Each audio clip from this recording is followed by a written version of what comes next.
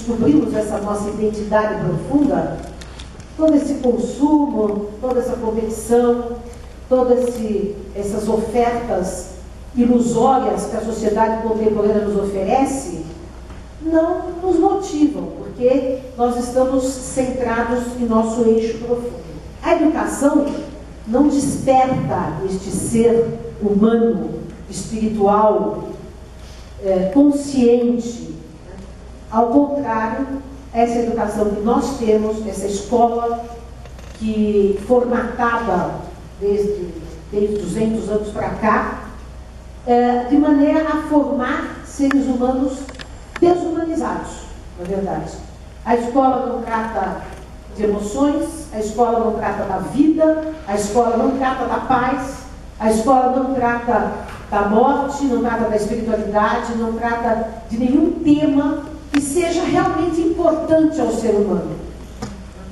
A escola impute conteúdos desinteressantes, vazios,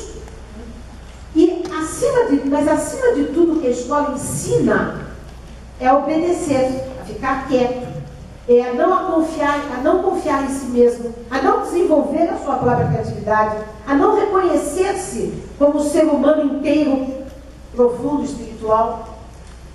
Então, é preciso mudar a educação para mudar a sociedade. Assim como é preciso mudar a sociedade para mudar a educação, é preciso mudar o homem para mudar a sociedade. Nós fizemos aqui aquela frase, transformar o homem, o mundo, pela transformação do homem, transformar o homem pela transformação do mundo. Que é uma frase do José Herculano Pires, um dos nossos homenageados nesse nosso congresso, que nasceu há 100 anos atrás, em 1914, e foi um dos filósofos, pensadores que me inspirou nessa vida, porque eu convivi na minha infância e adolescência, e era uma pessoa que tinha uma visão crítica da sociedade, um espírita socialista, como nós veremos no último dia do domingo, né? Então, dentro dessa toda essa crítica, essa leitura crítica que nós fazemos da sociedade e da educação, o que mais nós enxergamos necessário recuperar é um conceito positivo do próprio ser humano. Porque o que acontece é que nós estamos desiludidos com nós mesmos. A humanidade está desiludida com si mesma. Isso também foi muito motivado pelos últimos 100 anos, as grandes guerras, a bomba atômica, a violência que se espalhou em toda parte. Depois que um povo com um alto grau de civilização, só para citar um exemplo, como os alemães fizeram o Holocausto, e nós continuamos, todos os povos atuais, né, com alto grau de civilização e tecnologia, continuamos agindo de maneira a massacrar outros seres humanos, a invadir, a desrespeitar os direitos básicos dos indivíduos. Tudo isso produz em nós um certo mal-estar, que alguns filósofos, sociólogos chamam do mal-estar da civilização, mal-estar contemporâneo, e que nos fazem descrer da possibilidade de fazermos um mundo melhor, nos fazem descrer da possibilidade de que o ser humano seja capaz de ser bom, de ser fraterno, de ser pacífico, de ser altruísta. Então, a primeira coisa que nós precisamos recuperar é a confiança na capacidade do ser humano de ser bom. Mas como que a gente conquista essa confiança? Em primeiro lugar, e por isso vocês vão ver no decorrer desse nosso congresso que nós elegemos de propósito várias personalidades para serem expostas aqui, trabalhadas, pessoas que deram contribuições importantes à educação, às ideias sociais, filosóficas, como hoje o primeiro deles que nós tratamos aqui foi o Gandhi, né?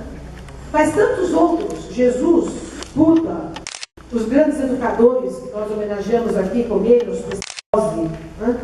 tantos outros que trabalharam, Paulo Freire, então citado pelo Frank Meyer, que aliás muito me orgulhou e muito me alegrou no norte-americano citar Paulo Freire, né? Isso demonstra que Paulo Freire tem uma consistência que se projetou além das nossas fronteiras. Então, um dos nossos objetivos justamente é mostrar que houve e há ainda pessoas, e nós estamos aqui para demonstrar isso, que fizeram e estão fazendo algo que seja útil e transformador para a humanidade. Então, se houve e se há seres humanos, como um Gandhi, como Francisco de Assis, como Jesus, como Buda, então todos nós podemos nos tornar Budas, Francisco de Assis, Gandhis, porque isto é inerente à humanidade. Essas criaturas não eram sobre-humanas, elas eram humanas. Nós é que somos desumanizados, né, por esta escola que nos desumaniza. Então a ideia é resgatarmos a confiança no ser humano em primeiro lugar, através de um espelhamento com personalidades que trabalharam pela melhoria do mundo, com ideias, com ações, com práticas, e ao mesmo tempo congregar pessoas que estejam pensando, trabalhando, agindo pela transformação da sociedade, porque assim nós nos sentimos fortalecidos e não isolados, e sabemos que há outros que estão trabalhando, há outros que pensam como nós, há outros que sentem como nós, e nós todos estamos conectados e vamos formando massa crítica, contagiando outros à nossa volta, até que possamos criar uma massa crítica suficiente no mundo para que haja um salto qualitativo na história da humanidade. É possível isso? Claro que é possível. Isto é não só desejável como possível. E aí é que entra um pressuposto fundamental, que é a questão da espiritualidade. Por que incluímos a dimensão espiritual na nossa discussão aqui? Porque nós só temos garantia e certeza de que o ser humano pode ser este ser humano perfectível, melhor, porque ele é um ser espiritual. Se ele for apenas determinado pelo meio social ou produto de condições genéticas, ele não pode transcender o seu próprio instinto de agressividade e nem pode transcender a própria influência do meio. Nós só podemos pensar em transcender a nós mesmos, os nossos instintos básicos de agressividade. Nós só podemos pensar em transcender aquilo que a sociedade nos oferece. O que a sociedade nos está nos oferecendo hoje como estímulo? Ao consumo, à violência mútua, à competitividade. Só podemos transcender tudo isso porque somos mais do que isso. Porque somos mais do que instinto e mais do que produto da sociedade. E aí que radica a necessidade de entendermos o ser humano como um ser espiritual. Porque a única maneira que sim, nós podemos ter certeza que o ser humano pode ser melhor, se aperfeiçoar, é porque ele já tem uma imanência divina dentro de si. E isso foi dito por todas as religiões, por todas as tradições orientais e ocidentais. Isso não é um dogma de uma determinada religião. Aliás, o dogma das religiões diz ao contrário, né? Às vezes as religiões dizem que o homem é um pecador, é um caído, né? Mas em todas as grandes tradições, inclusive na cristã, quando Jesus disse, vós sois deuses, o reino de Deus está dentro de vós, né? Ou quando o budismo fala que todos nós podemos nos tornar Budas. Então, isso é a verdadeira essência da espiritualidade que é subjacente a todas as religiões. A essência da espiritualidade é aquela que nos possibilita acreditar e acessar o nosso eu divino. Esse eu divino que nos garante que sim, podemos fazer um mundo melhor. Sim, podemos transformar a sociedade. Sim, podemos quebrar com esta educação que eu considero uma verdadeira escravidão da criança. É por isso que uma das coisas que me impactaram muito, ultimamente a gente nós falamos sobre isso há muitos anos, tanto que há 10 anos nós fizemos o nosso primeiro congresso, né?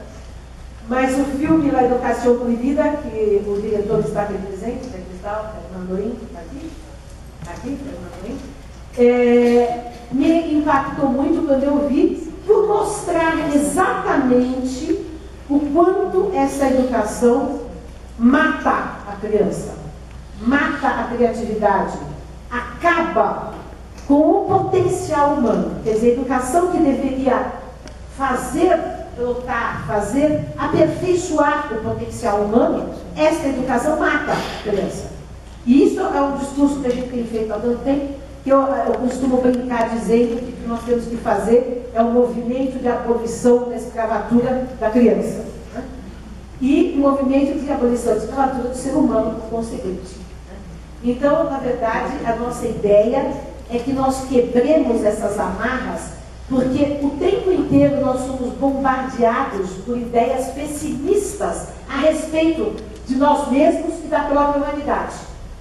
A mídia o tempo inteiro faz esse trabalho, muito bem feito, de só mostrar o que é negativo, de só mostrar violência, de nos doutrinar no sentido de insuflar medo, porque essas estruturas violentas sociais, elas estão assentadas sobre o medo e sobre o desejo. São as duas maneiras de manipular que essa sociedade, essa estrutura social encontra, é através do medo. Medo, nós temos medo de ficar desempregados, então nós cedemos os nossos princípios, como disse aqui a peça de Gandhi. Nós temos medo do ladrão, medo do outro, medo disso e daquilo, então nós tornamos violentos por causa do medo, na defensiva o tempo inteiro por causa do medo. Não confiamos no outro por causa do medo. E o desejo, então, é aquilo que é mais manipulado. O desejo de ter mais, o desejo de consumo, o desejo sexual, o desejo em todos os níveis, que faz com que o ser humano fique amolecido, sem vontade, sem garra, sem ímpeto de luta no sentido positivo da palavra, transformação, criação, né? Nós somos uma sociedade amolecida, esvaziada de sentido. E esse esvaziamento de vontade, de sentido, é que provoca essa crise generalizada. Essa angústia, essa depressão, que todo mundo hoje em dia vive com depressão, e aí as indústrias farmacêuticas se alimentam grandemente dessa depressão. Quer dizer, primeiro a sociedade nos estimula a nos deprimirmos, depois dá o remédio para nós não nos deprimirmos, né? E aí todo mundo ganha e o ser humano se desumaniza cada vez mais.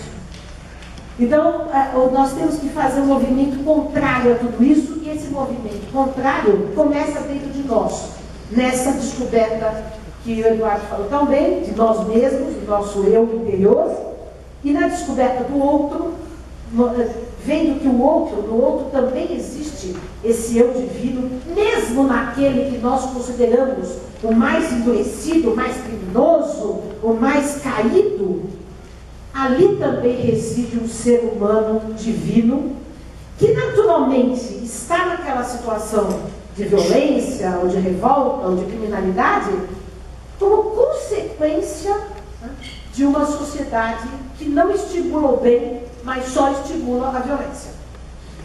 Então, nós precisamos romper tudo isso, e esse nosso congresso, o objetivo principal é semear essas ideias, publicar essas ideias, discutir práticas que estão trabalhando nesse sentido, para que nós possamos sair daqui fortalecidos,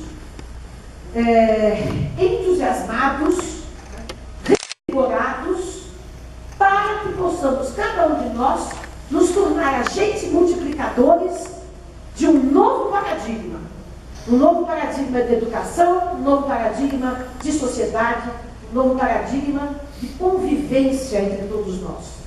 E esse novo paradigma de convivência implica principalmente, eu sempre digo isso, e por isso me proclamo orgulhosamente anarquista, na quebra das hierarquias e dos sistemas de poder. Porque as nossas relações de poder é que também nos desumanizam. E esses poderes, eles podem ser familiares, entre os sexos, entre os povos, entre as nações, entre governos e governados, entre professores e alunos. Né? Quando nós temos relações de poder, nós não estamos nos relacionando com o outro enquanto um ser inteiro. O outro é objeto do nosso uso. Né? Agora, quando nós nos relacionamos com o outro através do amor, e aí todas essas hierarquias se dissolvem, todas as estruturas de dominação se dissolvem, e nos colocamos em pé de igualdade, de fraternidade e de amor entre todas as criaturas.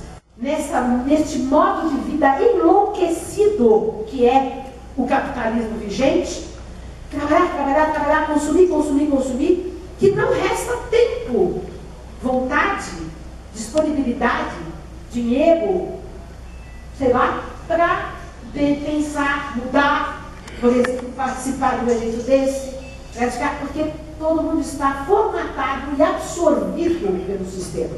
Porque o sistema compra também, todo mundo. Né? O sistema compra e todo mundo se deixa vender. Então é preciso que nós criemos resistências internas para que possamos manter a nossa vontade à altura do nosso ideal. Que não seja um idealismo fraco, né? Que não seja uma vontade pequena de mudar o mundo, mas uma grande energia para que possamos realmente fazer algo melhor para as novas gerações. Essa escola que está aí, ela não dá mais, nunca foi adequada às crianças, mas muito menos no século XXI. Essa sociedade que está aí, todos nós vamos concordar, ninguém vai discordar aqui, que ela é inadequada para o ser humano, é inadequada para a natureza, é inadequada para todos os seres vivos e é do próprio planeta Terra. Então nós precisamos tomar uma atitude, finalmente. Esse congresso pretende ser uma das pequenas atitudes e que nós podemos multiplicar e, como tantos outros, têm tomado atitudes no mundo inteiro para mudar as coisas.